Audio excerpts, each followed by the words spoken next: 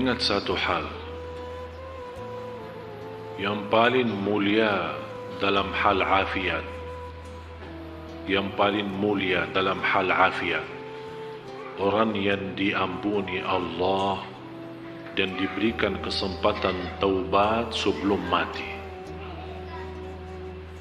Yang paling tinggi dalam hal afiat, yang kita selalu mendengar doa Allahumma inni as'aluka al-afwa wal-afiyah, itu yang dimaksud afiat itu orang diberikan oleh Allah kesempatan taubat sebelum menghadapi kematian. Jangan sampai kita orang menjadi i'tibar bagi orang lain. Itu buruk. Seburuk hamba Allah yang Allah jadikan i'tibar dan belajaran bagi orang lain. Artinya apa? Karena dia masih dosa maksiat, Allah celakaan dia dibanding orang lain. Berarti gara-gara dia orang lain kawannya sadar dan taubat. Berarti yang jadi korban di sini i'tibar siapa? Jangan sampai kita orang dijadikan oleh Allah i'tibar dan belajaran bagi orang lain. Na'udzubillah. Yang semestinya kita menjadi contoh baik dan menjadi belajaran baik bagi orang lain, yang membuat orang lain semangat untuk beribadah. Oleh kerana itu harus kita orang berbanyak taubat kepada Allah. Berbanyak taubat. Dosa sembunyi, dosa rahasia, dosa besar, dosa kecil. Dosa kita tidak tahu kapan saatnya kita menghadapi kematian. Jangan sampai kita menghadapi kematian tapi kita belum taubat dari dosa itu. Karena na'udzubillah, orang yang meninggal dunia masih memiliki dosa maksiat, apalagi dosa itu besar, belum dia sampai taubat kepada Allah Subhanahu wa taala, bisa menjadi ancaman. Ada seorang wanita pernah bermimpi. Mohon maaf, dia sepertinya kebiasaan berlaku zina.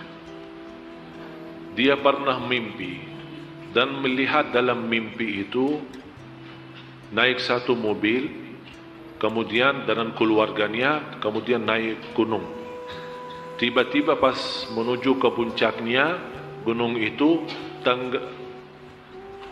terbalik mobil itu.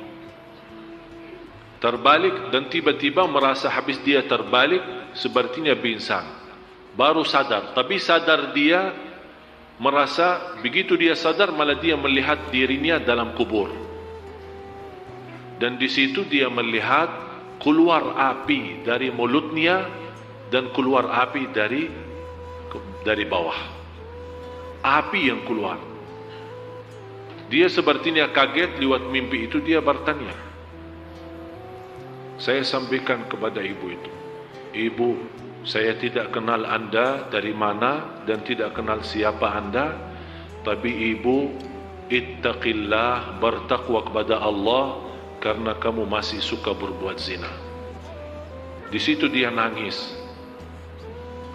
Saya bilang segera bertaubat, karena ini menjadi ancaman bagimu nanti disiksa kubur. Na'udzubillah. Oleh karena itu Bapak Ibu, semua kita punya dosa. Allah Maha tahu dosa kita, besar maupun kecil, sembunyi maupun. Bisa kita menutupi dosa kita dari orang, tapi kita lupa menutupi dosa kita dari Allah Subhanahu wa taala, dan tidak akan bisa menutupi dosa kita. Dan disitulah maha kasih sayangnya Allah. Allah masih, berapapun dosa kita, selama kita masih beristighfar dan taubatan nasuh, akan Allah ampuni.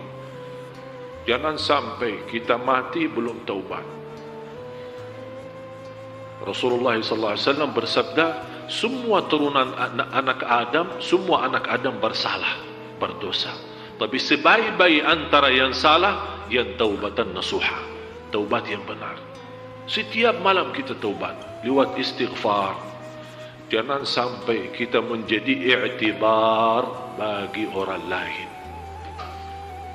Bisa kita lupa, tapi kullu dzalika fi kitabin 'inda rabbi la yadhillu rabbi wa la yansa.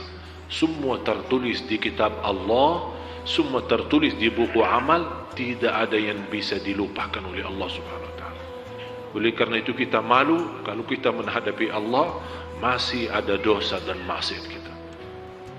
Alhamdulillah, syukur masih salat kita bisa mendapatkan ampunan, zikir kita bisa mendapatkan ampunan, majlis ta'lim seperti ini kita bisa mendapatkan ampunan.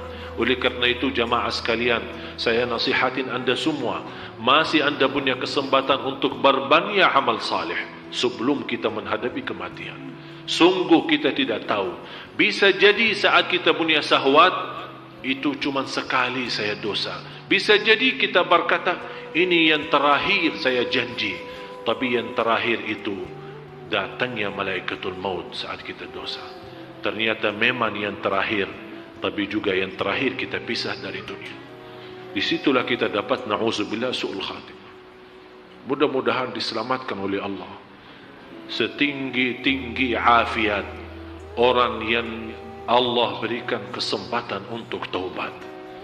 Dan seandainya kita sudah merasa diri sudah punya salah, punya maksiat, jangan sampai anda suka menceritakan ke orang lain atau anda bangga terhadap pelaku dosa itu. Ada seorang, apalagi khusus pemuda-pemuda, begitu dia ketemu temannya, dia dalam rasa bangga, saya kemarin kerjain pacar gue. Kok bisa bahasanya seperti itu? Saya bisa mendapatkan pacar saya, dan saya sudah bermacam ini, bermacam, sampai dia cerita sana sini. Itu kata Rasulullah, orang yang suka menceritakan dosa yang telah Allah tutupi saat dia berlaku dosa itu, tidak akan diampuni Allah. Karena dia sendiri yang bongkar dosa itu. Dia sendiri yang berani, tak ada rasa malu, seolah-olah dia berani lawan Allah. Na'udzubillah, jangan sampai kita semua, kalau seandainya kita merasa masih ada dosa yang belum kita mampu tinggalin, usahakan dirahasiakan dan diamkan, dan tetap ada rasa malu. Ya Allah, sampai kapan saya bisa tinggalin dosa ini? Ya Allah, ampunilah ya Allah. Saat anda juga begitu, anda punya kesempatan taubat dan datang seorang ustaz atau seorang habib atau seorang kiai, anda mau curhat, jangan sekali-kali, biarpun anda percaya sama ustaz itu, jangan sekali-kali anda ceritakan dosamu. Jangan, tidak boleh. Itu menjadi kebiasaan pergi ke orang